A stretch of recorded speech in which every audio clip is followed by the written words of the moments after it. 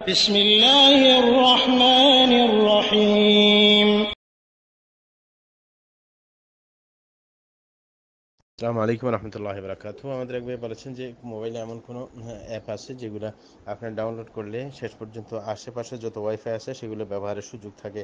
আমরা বলবো যে সাধারণত ওয়াইফাই অনেকগুলো অফেন থাকে, বিশেষ করে যেগুলো আপনার জনসাধারণ বসার জায়গা, এয়ারপোর্ট ইত্যাদিতে সেগুলোতে কোনো সমস্যা হবে না, কারণ এটা সাধারণ লোকের ব্যবহারের জন্য উপযোগী করে রাখা হয়েছে। এবং অনেক সময় বড় বড় মার্কেটের মধ্যেও এরকম বসার জায়গার মধ্যে এরকম সংযোগের ব্যবস্থা আছে। সুতরাং এরকম যদি ওপেন হয়, যে অন্য মানুষের জন্য অনুমতি দেওয়ার কোনো এরকম আলামত পাওয়া যায়, তাইলে সেটা অনুমতি নিতে হবে না। আর কিন্তু যদি প্রোগ্রামের ব্যাপারটা এমন, কেউ যদি সিক্রেট নাম্বার ব্যবহারও করে থাকে, তারপরেও তার ওয়াইফাই ব্যবহার করার কি সুযোগ পাওয়া যায়, তাহলে এটা অবশ্যই অবৈধ হবে। কারণ আপনি কেন এমন কোনো পন্থা গ্রহণ করবেন যেটা অন্যের অনুমতি ছাড়া তার ওয়াইফাই নেট ব্যবহার করতে পারেন? কারণ সেটা অনুমতিবিহীন আপনার দখলদারিত্ব, সেটা তো আপনার চুরির পর্যায়ে পড়বে। সুতরাং আপনি এরকম যে কোনো অ্যাপ ব্যবহার করে তার এই অনুমতিবিহীন তার ওয়াইফাই ব্যবহার করা, তার নেট ব্যবহার করা, সেটা কখনো আপনার জন্য জায়েজ হবে না। আর ওপেন যেটা বললাম সেটা তো হতে পারে যেটা অনুমতির আলামত আপনার বোঝা যায়, কিন্তু এছাড়া অনুমতির আলামত যদি বোঝা না যায়, বরং এর বিপরীতটা আপনি বুঝতে পারেন যে আসলে সে রাজি নন না আমি যেন তার নেটটা ব্যবহার করি, তারপরেও কোনো পলিসির মাধ্যমে আপনি ব্যবহার করেন, সেটা অবশ্যই না যায়, সেটা কখনো গ্রহণযোগ্য নয়। আসসালামু আলাইকুম রহমতুল্লাহি বারাকাতুহু। আমাদের এক ভাই বলছিলেন যে নামাজের মধ্যে মাঝের বৈঠকে অথবা শেষের বৈঠকে ইমামের পেছনে যখন নামাজ পড়ে, তখন দেখা যায় যে কিছু সময় সে পেয়ে যায়। এই সময় কি সে কোনো দোয়া করতে পারে? আমরা বলব যে পারে। প্রথম বৈঠকেও পারে, দ্বিতীয় বৈঠকেও এরকম সময় থাকলে পারবে, কারণ ওই সময় কিছু দোয়া করার ব্যাপারে হাদিসের মধ্যে এসেছে, সুম্মা লিয়াখতার মিনাদ দুআই আ'জাবাহু ইলাইহি, যে অতঃপর সে বাছাই করে নেবে এমন দোয়া যেটা তার কাছে পছন্দ, সুতরাং সেটা দোয়া করার জায়গা। ইমাম সাহেব যদি দেরি করে ফেলে, আপনার সময় থাকে, তখন আপনি দোয়া করতে পারেন, সেটাকে কাজে লাগাতে পারেন, বসে বসে আপনার অন্য কিছু চিন্তা করার চাইতে সেটা করতে পারেন। আর যেগুলো আপনার কোরআনের আয়াত দোয়া সম্বলিত, সেটাও আপনি করতে পারেন, তাতে কোনো সমস্যা নেই। আসসালামু আলাইকুম রহমতুল্লাহি ওয়া আমাদের এক ভাই আবু দাউদের একটি হাদিস, চিকিৎসা অধ্যায় মন্ত্র পড়া অনুচ্ছেদ, একটি হাদিস বর্ণনা করেছেন যে রাসূল আকরাম সাল্লাল্লাহু আলাইহি ওয়াসাল্লাম শোয়ার আগে একটি দোয়া পড়তে বলেছেন, আউযু বিকালিমাতিল্লাহি তাম্মাতি মিন গাযাবিহি ওয়া ইকাবিহি ওয়া শাররি ইবাদিহি ওয়া মিন হামাযাতিশ শায়াতিন ওয়া আন ইয়াহদুরুন। এই দোয়াটি নাকি আব্দুল্লাহ ইবনে আমর রাদিয়াল্লাহু তাআলা আনহুমা তিনি প্রাপ্তবয়স্ক সন্তানকে দোয়াটি শিখিয়ে দিতেন, আর অপ্রাপ্তবয়স্ক হলে কাগজে লিখে তাদের গলা ঝুলিয়ে দিতেন। এটা হচ্ছে তার আমল, পড়ার জন্য রাসূল আকরাম সাল্লাল্লাহু আলাইহি ওয়াসাল্লাম বলেছেন। কিন্তু আব্দুল্লাহ ইবনে আমর কি করতেন? অপ্রাপ্ত বয়স হলে এটা গলায় ঝুলিয়ে দিতেন লিখে। সুতরাং এটা আসল কথা হচ্ছে মৌলিকভাবে তার থেকে এটা প্রমাণিত হওয়ার ব্যাপারেও মতভেদ আছে যে উনি কি আসলে এটা করেছেন কিনা। আর যদি করেও থাকেন, তা আমরা বলবো যে এটা হচ্ছে ব্যক্তিগত ব্যাপার, ওনার ব্যক্তিগত সিদ্ধান্ত। সুতরাং সেটা আমরা মানতে বাধ্য না। যখন হাদিসের মধ্যে আপনার এই জাতীয় কাজ করতে নিষেধ করা হয়েছে, আশা করি বুঝতে পেরেছেন, যেন আমরা এই ব্যক্তিগত আমলের দিকে না তাকিয়ে সাধারণ উসুলের উপর চলার চেষ্টা করি, সেটাই আমাদের একমাত্র প্রবণতা হওয়া উচিত। ধন্যবাদ। আসসালামু আলাইকুম রহমতুল্লাহি বারাকাতুহু। আমাদের এক ভাই তিনি জিজ্ঞাসা করতে চাচ্ছিলেন যে মহিলাদের এমন কিছু আপনার আবরণ পাওয়া যায় যেগুলো নামাজের সময় হয়তো বা তারা ব্যবহার করে থাকে, যেগুলো অনেকগুলো আছে একেবারে ভিতর থেকে হাত বের করা যায় না, আর কিছু আছে হাত বের করা যায়। আমরা বলবো যে হ্যাঁ, এমন কাপড় পরা উচিত না যেটা হাত বের করা যায় না, কারণ সেখানে রুকু সিজদার ব্যবসা আছে। সুতরাং এরকম কাপড় আপনার নিষেধ, হাদিসের মধ্যে নিষেধ করা হয়েছে না আনিস সাম্মা। হাদিসের মধ্যে বলা হয়েছে যে এমন কাপড় না পরতে যেটা একবারে যে হাতটা বের করা যাওয়া অসম্ভব, বের করা অসম্ভব। সুতরাং সেই কাজটা করবে না। এমন হতে পারে যে কেউ যদি সামনে কোনো বেগানা পুরুষ থাকে, যে একটু কাপড় যদি কাপড়ের ভিতরে হাতটা লুকিয়ে রাখে, যেন হাতটা না দেখা যায়, বাইরের কেউ না দেখতে পারে, তাতে অসুবিধা নেই। এরকমভাবে আরেকটা হচ্ছে চেহারা খোলার কথা তিনি বলেছেন। চেহারা খুলে আজনবীর সামনে, বেগানা পুরুষের সামনে নামাজ পড়া যাবে না, চেহারা ডেকে রাখতে হবে। কিন্তু তিনিও বলেছেন যে এই ইয়েগুলো, স্কার্ফ জাতীয় এগুলো ব্যবহার করেন মহিলারা ঘরের ভিতরে হয়তোবা, সুতরাং সেখানে চেহারা খুললে সমস্যা নেই। আর হাত খুললে হাত তো খোলার ব্যাপার আছে।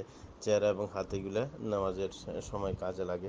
দোনোটা সিজদা দেওয়ার জন্য হাত নিচে সিজদা অবস্থায় হাতটা আপনার জমিনে রাখতে হয় সে বিষয়ে। সুতরাং এই বিষয়গুলো আমাদের খেয়াল রাখতে হবে যে হাত যেন একবারে বাইর করা যায় না এমন যেন না হয়। আর আজনবী যদি পুরুষ থাকে পাশে তাহলে চেহারা অবশ্যই ঢেকে রাখতে হবে, চেহারা খোলা রাখা যাবে না। আসসালামু আলাইকুম রহমতুল্লাহি ওয়া বারাকাতুহু। আমাদের এক ভাই বলেছেন কবর জিয়ারত সম্পর্কে। কবর জিয়ারতে সাধারণত আমাদের দেশে কিছু সূরা তেলাওয়াত করা হয়, অনেক সময় একাকী করে, অনেক সময় কিছু মানুষকে নিয়ে করা হয়। সবগুলোই শরীয়ত বিরোধী। এরকম জিয়ারত রাসূল আকরাম সাল্লাল্লাহু আলাইহি ওয়াসাল্লাম শিক্ষা দিয়ে যাননি। বরং তিনি যা শিক্ষা দিয়েছেন দোয়া শিক্ষা দিয়েছেন, আসসালামু আলাইকুম আহলাদ দিয়ার মিনাল মুসলিমিন ওয়াল মুমিনিন আনতুম লানা সালাফুন ওয়া নাহনু লাকুম তাবাউন ওয়া ইন্না ইনশাআল্লাহু বিকুম লাহিকুন আল্লাহুম্মা লা তাফতিননা বা'দাহু ওয়া লা তাহরিমনা আজরা। এই জাতীয় দোয়া বর্ণের মধ্যে ভিন্নতা আছে। এই দোয়াগুলো আপনার শিক্ষা দিয়েছেন। এছাড়া বাড়তি আপনি সাথে সাথে দু একটা দোয়া করে দিতে পারেন বাংলাতে, কিন্তু সেখানে সূরা পড়া এগুলা রাসূল থেকে প্রমাণিত না, না সাহাবাদের থেকে প্রমাণিত রয়েছে। সুতরাং সেই রকম এবং এরকমভাবে সম্মিলিত মোনাজাতের কোনো ব্যবস্থা নেই শরীয়তে। কবর জিয়ারতের সময় সাহাবাদের থেকে প্রমাণ নেই, রাসূল যে সাহাবাদেরকে নিয়ে করেছেন এরকম কোনো প্রমাণ পাওয়া যায় না। সুতরাং সেই পন্থায় আমরা অগ্রসর হতে যাব না, কারণ এটা একটি ইবাদত কবর জিয়ারত করা। সুতরাং সেটা শরীয়ত পন্থায় হতে হবে, এর বাইরে হলে চলবে না। আশা করি বুঝতে পেরেছেন। আসসালামু আলাইকুম রহমতুল্লাহি বারাকাতুহু। আমাদের এক ভাই বলছেন যে কাউকে সালাম দেওয়ার জন্য আমরা সাধারণত হাত তুলে থাকি, সেটা কি সঠিক? আমরা বলবো যে হাত তোলার প্রয়োজন নেই যদি তিনি আপনার সাউন্ডটা শুনেন। কিন্তু যদি এমন হয় যে আপনার সাউন্ডটা শুনবেন না তিনি, দূর থেকে, তখন হাত উঁচিয়ে শুধু ইঙ্গিত দেওয়া, এটা বোঝানো যে আমি আপনাকে সালাম দিয়েছি। শুধু হাত তুলে আপনার মুখে কিছু উচ্চারণ না করে সেটা করলে সালাম আদায় হবে না, কারণ আপনি আসলে বাস্তবে সালাম দেননি, আপনি ইশারা করেছেন। এই কারণে যারা, যেমন বিশেষ করে যারা গাড়ির ভিতরে থাকে, বাইরের লোককে সালাম দিন অনেক সময় খেয়াল করবে না, কারণ সে চলন্ত, কারণ অনেকে হরন বাজায়। এরকমভাবে গাড়ির বাইরে থেকে কেউ যদি সালাম দেয় তিনি আওয়াজ শুনতে পাবেন না, তখন হাত ইশারা করে উঁচিয়ে মুখের সালাম দিয়ে তাকে ইশারা করে জানিয়ে দেওয়ার চেষ্টা করে, এটাতে কোনো অসুবিধা নেই। শুধু হাত উঁচিয়ে কোনো কিছু না উচ্চারণ করে সালাম না বলে শুধু হাত উচ্চারণ, সেটা শরীর সম্মত নয়। আসসালামু আলাইকুম রহমতুল্লাহি বারাকাতুহু। আমাদের এক ভাই প্রশ্ন করেছেন যে কোরবানি দেওয়ার সামর্থ্য আছে কিন্তু তিনি বিদেশে আছেন এবং তিনি যোগ্য কোনো ব্যক্তি ফ্যামিলির মধ্যে পাচ্ছেন না যে কোরবানির দায়িত্বটা গ্রহণ করবেন। আমরা এই কথা অবশ্যই বলতে চাইবো যে ফ্যামিলির মধ্যে থাকা কেন বাধ্যতামূলক? এখন অনেক বন্ধু বান্ধব আছে, অনেক পরিচিত লোক থাকে প্রত্যেকের এলাকার মধ্যে, দিন দরদি, যারা টাকা পাঠালে কোরবানিটা সেরে দেবে এবং কোরবানি এমনকি গোশত কুটে এনে বাড়িতে পৌঁছিয়ে দেবে। এমনকি এমন করবে না এমন কোনো এলাকা পাওয়া যাবে না যে সহযোগিতা করবেন। সুতরাং তার এই কথাটা আমাদের যুক্তিযুক্ত মনে হচ্ছে না, যে কাউকে পাচ্ছে না যে কোরবানি দেওয়ার জন্য। আর বিধানগত ব্যাপার যদি বলতে যাই তাহলে আমরা বলবো যে এটা নিয়ে আলেমদের মধ্যে মত পার্থক্য আছে। প্রত্যেকের পিছনে প্রমাণ আছে যে কোরবানি দেওয়া ওয়াজিব নাকি সুন্নত, দোনোটাই। কিন্তু আমরা যেটা ফতোয়া দিয়ে থাকি সেটা হচ্ছে সুন্নত মুআক্কাদা কোরবানি দেওয়া। সুতরাং এই হিসাবে কেউ যদি কোরবানি না দেয় তাহলে সে গুনাহগার হবে না। তবুও আমরা বলবো যে যখন এটা নিয়ে মত পার্থক্য আছে তখন অবশ্যই কোরবানি দেওয়াই উচিত। কোরবানি দিয়ে দিবেন ঝামেলা থেকে নিষ্কৃতি পাওয়ার জন্য।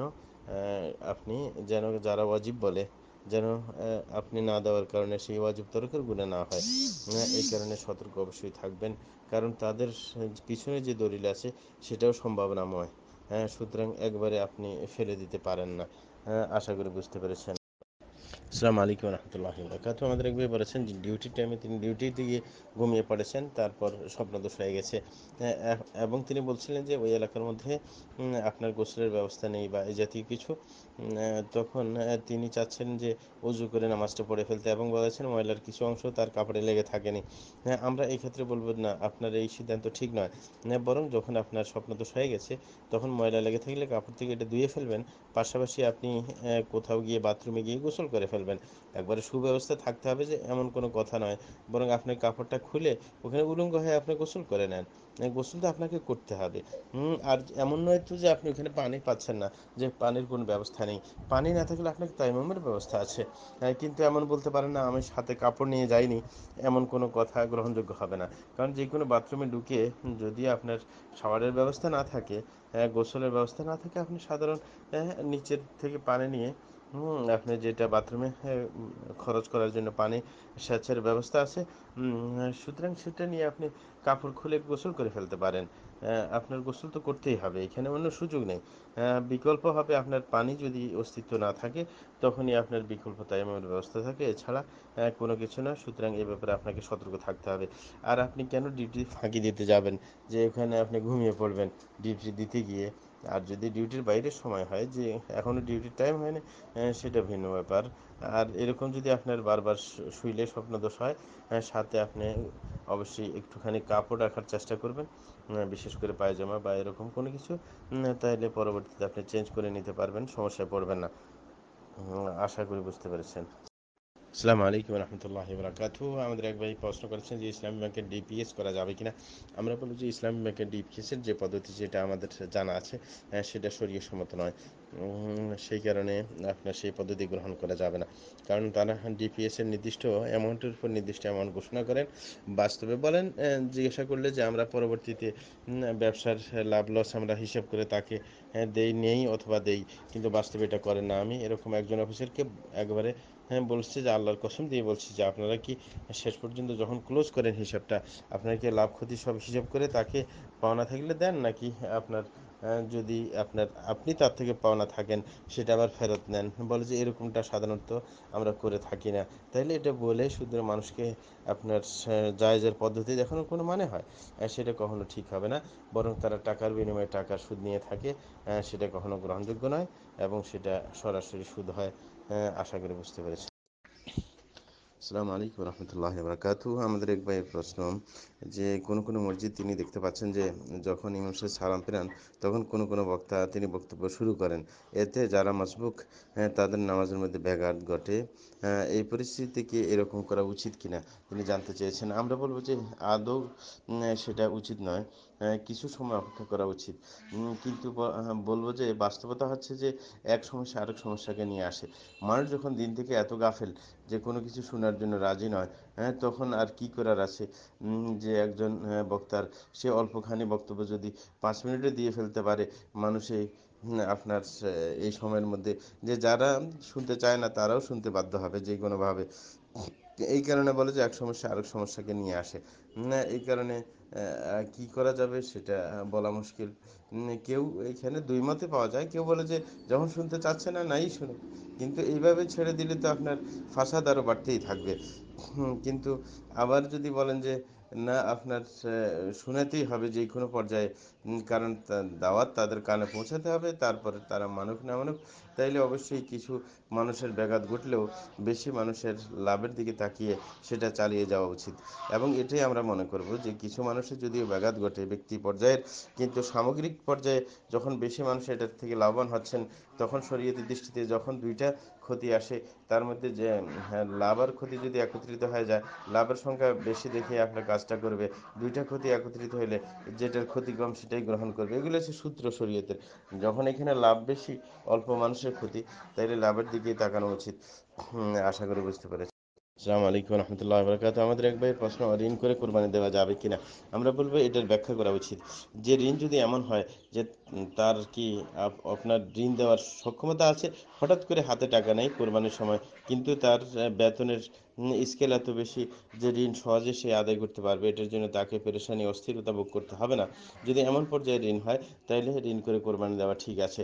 কিন্তু যদি এমন পর্যায়ে হয় ঋণ করে কোরবানি দিলে দেখা যায় এই ঋণ পরিশোধ করার ক্ষেত্রে তাকে জটিলতায় ভুগতে হবে, দীর্ঘদিন অপেক্ষা করতে হবে, অস্থিরতায় ভুগতে হবে, এমন হলে সেটা কখনো জায়েজ হবে না।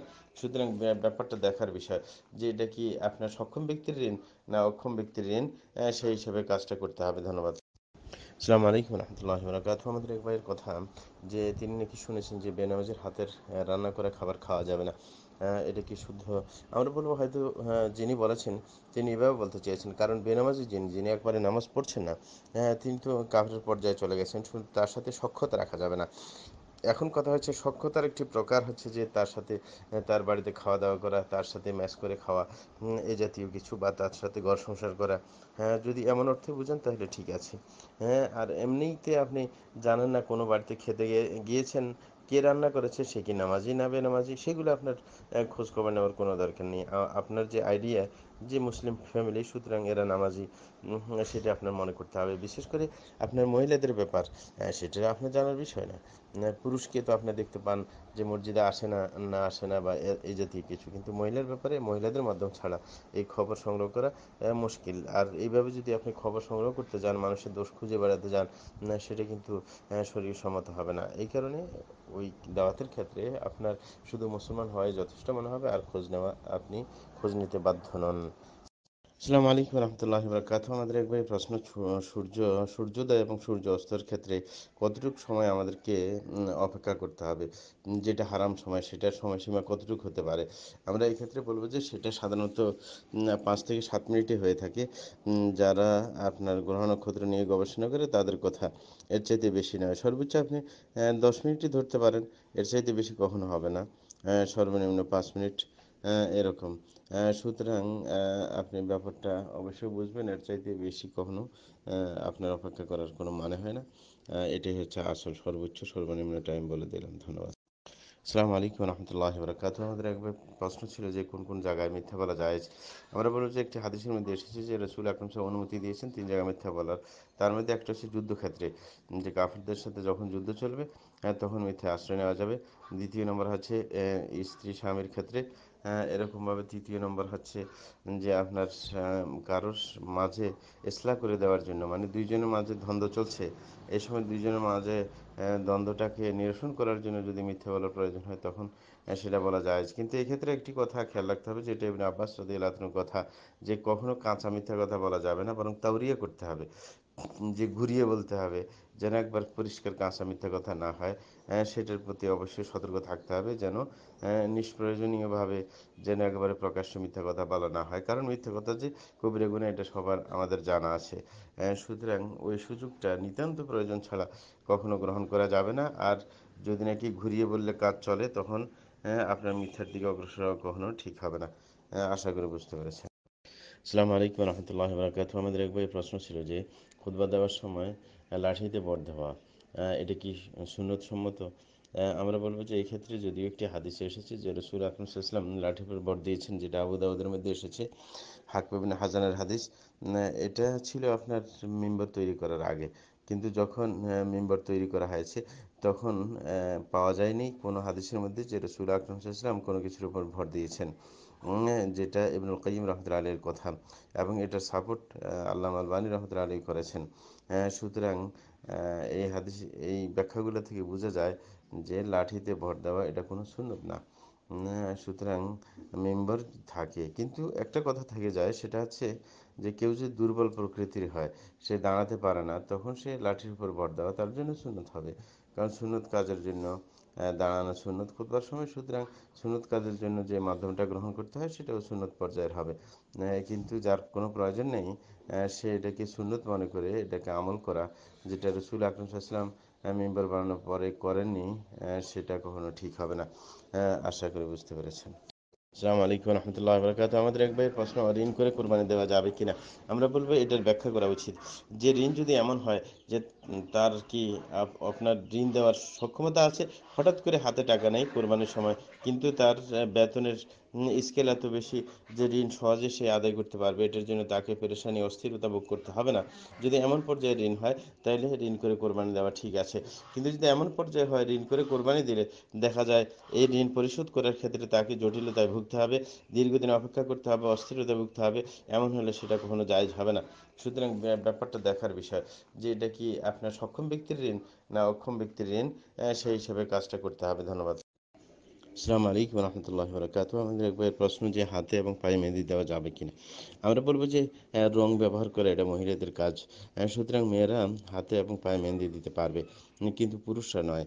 পুরুষদের যদি মেহেদি ব্যবহার করার এত ইচ্ছুক হয়, তাহলে তারা চুলে ব্যবহার করতে পারবে, চুলে, দাঁড়িতে ইত্যাদিতে ব্যবহার করতে পারবে, কিন্তু নিজের শরীরের মধ্যে নয়। কারণ শরীরে রং ব্যবহার করে এটা মহিলাদের কাজ, যেটা রসুল আকরম সাল্লাল্লাহু আলাইহি ওয়াসাল্লাম একবার এক মহিলা যখন বায়াত করতে আসছিল, কোনো কিছু দিতে আসছিলেন রসুল আকরম সাল্লামকে, তখন হাত দেখলেন যে একবারে মেহেন্দি ছাড়া, তখন বললেন এটা কি পুরুষের হাত, মেহেন্দি কেন দেওয়া হয়নি? তাইলে এটা মেহেন্দি দেওয়া হাতের মধ্যে, সেটা মহিলাদের কাজ, পুরুষের কাজ নয়। সেটা অবশ্যই খেয়াল রাখার বিষয়। আসসালামু আলাইকুম রহমতুল্লাহি বারাকাতুহু। আমাদের এক ভাই প্রশ্ন, সূর্যোদয় এবং সূর্য অস্তের ক্ষেত্রে কতটুকু সময় আমাদেরকে অপেক্ষা করতে হবে? যেটা হারাম সময় সেটার সময়সীমা কতটুকু হতে পারে? আমরা এই ক্ষেত্রে বলব যে সেটা সাধারণত ৫ থেকে ৭ মিনিটই হয়ে থাকে। যারা আপনার গ্রহ নক্ষত্র নিয়ে গবেষণা করে তাদের কথা। এর চাইতে বেশি নয়। সর্বোচ্চ আপনি ১০ মিনিটই ধরতে পারেন। এর চাইতে বেশি কখনো হবে না। সর্বনিম্ন ৫ মিনিট এরকম। সুতরাং আপনি ব্যাপারটা অবশ্যই বুঝবেন। এর চাইতে বেশি কখনো আপনার অপেক্ষা করার কোনো মানে হয় না। এটাই হচ্ছে আসল সর্বোচ্চ সর্বনিম্ন টাইম বলে দিলাম। ধন্যবাদ। আসসালামু আলাইকুম রহমতুল্লাহি বারাকাতুহু। আমাদের এক ভাইয়ের প্রশ্ন, যে বর্তমান সময়ের মধ্যে একটি মাসলা বিশেষভাবে ঝগড়াপূর্ণ মাসলা হয়ে গেছে, যেটা আগে ঝগড়াপূর্ণ ছিল না। সেটা হচ্ছে ৭ ভাগে কোরবানি দেওয়ার ক্ষেত্রে যে রসুল আকরাম সাল্লাল্লাহু আলাইহি ওয়াসাল্লাম সেটা সফরে দিয়েছেন। সুতরাং সফর ছাড়া সেটা অন্য জায়গায় জায়েজ হবে না, অথবা এক ফ্যামিলির অন্তর্ভুক্ত হতে হবে সদস্যগুলা। ৭ ফ্যামিলি থেকে ৭ ভাগে একটা গরুর মধ্যে কোরবানি দেওয়া যাবে না। এটা হচ্ছে আপনার বর্তমানে ঝগড়াপূর্ণ একটি মাসলা, যেটা বর্তমানে এটাকে আপনার প্রচার করার চেষ্টা করা হচ্ছে কিছু মানুষের পক্ষ থেকে। আমরা বলবো যে জমহুর নিকট এবং সালেফিনদের নিকট ৭ ভাগে কোরবানি দেওয়া, সে এক পরিবারের সদস্য হোক অথবা ভিন্ন ভিন্ন পরিবারের সদস্য হোক, তাতে কোনো সমস্যা নেই। কিন্তু নতুন করে এমনটাকে চাপিয়ে দেওয়া হচ্ছে, সেটা আমাদের অবশ্যই সতর্ক থাকতে হবে। যদি কারোর সন্দেহ আসে তাইলে একটা পন্থা আছে, যে রসুল আকরাম বলেছেন ইত্তাকুশ শুবহাত, যে তোমরা সন্দেহজনক জিনিস থেকে দূরে থাকো। যদি আপনার মনে হয় যে না এটা সন্দেহপূর্ণ, তাইলে আপনি কি করতে পারেন? আপনি ছাগল দিয়ে কোরবানি দেবেন। অথবা আপনি এক ফ্যামিলির সদস্যদের মাঝে কোরবানি দেবেন একটা গরু দিয়ে, তাহলে ঝামেলা মুক্ত হয়ে গেল। এটা হচ্ছে সতর্কতা। কিন্তু এটা নিয়ে এত বাড়াবাড়ি করার কোনো প্রয়োজন নেই। আশা করি বুঝতে পেরেছেন। আসসালামু আলাইকুম রহমতুল্লাহি বারাকাতুহু। আমাদের এক ভাই প্রশ্ন, যে জিলহজের যখন চাঁদ ওঠে তখন আপনার যিনি কোরবানি দেবেন তার জন্য অবশ্যই কয়েকটি কাজ করা অবশ্যই দরকার। সেটা হচ্ছে তিনি নখ কাটবেন না, নিজের চুল কাটবেন না, এগুলো থেকে তিনি বিরত থাকবেন। তিনি জানতে চাচ্ছেন যে এই ব্যাপারটা কি সবার জন্য, ফ্যামিলির সবাইকে এই কাজটুকু করতে হবে, এই বিরত থাকার কাজটুকু, নাকি আপনার শুধু যিনি কোরবানি দেবেন তিনি করবেন? আমরা বলবো যে যার নামে কোরবানি দেওয়া হবে অথবা যিনি কোরবানি দেবেন তিনি মাত্র এই কাজটি করবেন। কারণ হাদিসের মধ্যে আছে, ওয়ারাদা আহাদুকুম আন ইউযাহিয়া ফালিয়ুমসিক আন শা'রিহি ওয়া আযফারিহি, যে যেই ব্যক্তি কোরবানি দেওয়ার ইচ্ছুক সেই ব্যক্তি একমাত্র যে তার চুল এবং নখ কাটা থেকে বিরত থাকবে। তখন এর থেকে বোঝা যায় যিনি কোরবানি দেবেন, যার নামে কোরবানি দেওয়া হয়, তিনি একমাত্র এই কাজটুকু করবেন, আর অন্যরা এর মধ্যে সামিল নয়।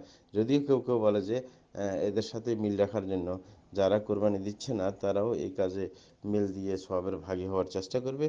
এই সংক্রান্ত হাদিসে বলে থাকে, সে হাদিস কিন্তু বিশুদ্ধ নয়। সুতরাং সেটার উপর কেউ যদি আমল করতে চায়, ওটাকে বিশুদ্ধ মনে করে, তাতে জঘন্য অপরাধ হবে না, কিন্তু এটা করতে সে বাধ্য না। কেউ কেউ ওই হাদিসকে শুদ্ধ মনে করেন। সুতরাং কেউ এরকম করলে আমরা তাকে বেদাতি বলবো না, কিন্তু বলবো যে এটা শুদ্ধ পন্থা নয়। সুতরাং আমরা বুঝার চেষ্টা করব, এটা নিয়ে বাড়াবাড়ি করার কোনো চেষ্টা করব না। ধন্যবাদ। আসসালামু আলাইকুম রহমতুল্লাহি বারাকাতুহু। আমাদের এক ভাইয়ের প্রশ্ন, যে কোনো মসজিদ তিনি দেখতে পাচ্ছেন যে যখন ইমাম সাহেব সালাম ফেরান তখন কোনো বক্তা তিনি বক্তব্য শুরু করেন। এতে যারা মাসবুক তাদের নামাজের মধ্যে ব্যাঘাত ঘটে। এই পরিস্থিতিতে কি এরকম করা উচিত কিনা তিনি জানতে চেয়েছেন। আমরা বলবো যে আদৌ সেটা উচিত নয়। কিছু সময় অপেক্ষা করা উচিত। কিন্তু বলবো যে বাস্তবতা হচ্ছে যে এক সমস্যা আরেক সমস্যাকে নিয়ে আসে। মানুষ যখন দিন থেকে এত গাফেল যে কোনো কিছু শোনার জন্য রাজি নয়, তখন আর কি করার আছে? যে একজন বক্তার সে অল্পখানি বক্তব্য যদি 5 মিনিটে দিয়ে ফেলতে পারে, মানুষে আপনার এই সময়ের মধ্যে, যে যারা শুনতে চায় না তারাও শুনতে বাধ্য হবে যে কোনোভাবে। এই কারণে বলে যে এক সমস্যা আরেক সমস্যাকে নিয়ে আসে। এই কারণে কি করা যাবে সেটা বলা মুশকিল। কেউ এইখানে দুই মতে পাওয়া যায়। কেউ বলে যে যখন শুনতে চাচ্ছে না নাই শুনুক, কিন্তু এইভাবে ছেড়ে দিলে তো আপনার ফাসাদ আরও বাড়তেই থাকবে। কিন্তু আবার যদি বলেন যে না আপনার শোনাতেই হবে যে কোনো পর্যায়ে, কারণ দাওয়াত তাদের কানে পৌঁছাতে হবে, তারপরে তারা মানুক না মানুক। তাইলে অবশ্যই কিছু মানুষের ব্যাঘাত ঘটলেও বেশি মানুষের লাভের দিকে তাকিয়ে সেটা চালিয়ে যাওয়া উচিত। এবং এটাই আমরা মনে করব যে কিছু মানুষের যদিও ব্যাঘাত ঘটে ব্যক্তি পর্যায়ের, কিন্তু সামগ্রিক পর্যায়ে যখন বেশি মানুষ এটার থেকে লাভবান হচ্ছেন, তখন শরীয়তের দৃষ্টিতে যখন দুইটা ক্ষতি আসে, তার মধ্যে যে হ্যাঁ, লাভ আর ক্ষতি যদি একত্রিত হয়ে যায়, লাভের সংখ্যা বেশি দেখে আপনার কাজটা করবে, দুইটা ক্ষতি একত্রিত হলে যেটার ক্ষতি কম সেটাই গ্রহণ করবে। এগুলো হচ্ছে সূত্র শরীয়তের। যখন এখানে লাভ বেশি, অল্প মানুষের ক্ষতি, তাইলে লাভের দিকেই তাকানো উচিত। আশা করি বুঝতে পেরেছি। আসসালামু আলাইকুম রহমতুল্লাহ। একদিন ভাই প্রশ্ন করেছেন যে ফরজ সালাতের আগে যদি সুন্নাত সালাত শুরু করি, এমত অবস্থায় যদি একামত হয়ে যায়, তাহলে আমার করণীয় কি? সম্মানিত দিনী ভাই, রাসূল সাল্লাল্লাহু আলাইহি ওয়াসাল্লাম বলেছেন, ইযা উকিমাতিস সালাতা ফালা সালাতা ইল্লাল মাকতুবা। যখন ফরজ সালাতের একামত দেওয়া হয় তখন আর কোনো সালাত থাকে না। অতএব আপনি যে অবস্থায় আছেন সে অবস্থায় সালাম ফিরিয়ে দিবেন, দিয়ে ফরজ সালাতে অংশগ্রহণ করবেন। এটাই হচ্ছে বিধান। দাঁড়িয়ে থাকেন, বসে থাকেন, আপনি ডান দিকে সালাম ফিরে দিয়ে আপনি ফরজ সালাতের সাথে অ্যাটেন্ড করবেন, জয়েন করবেন। আপনার তখন আর কোনো সুন্নাত সালাত পড়া যাবে না। আশা করি উত্তর পেয়েছেন। ফাজাজাকুমুল্লাহ খাইর ওয়া বারাকাল্লাহু ফিকুম। আসসালামু আলাইকুম ওয়া রাহমাতুল্লাহ।